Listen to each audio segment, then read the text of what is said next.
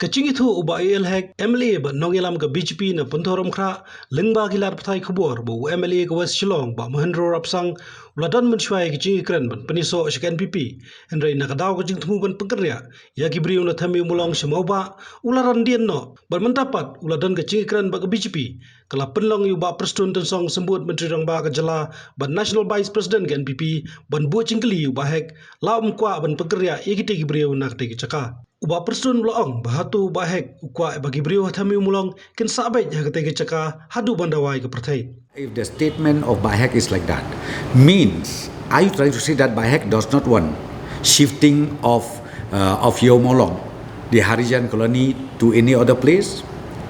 Is he trying to say that Harijan colony should be there itself till the end of the world?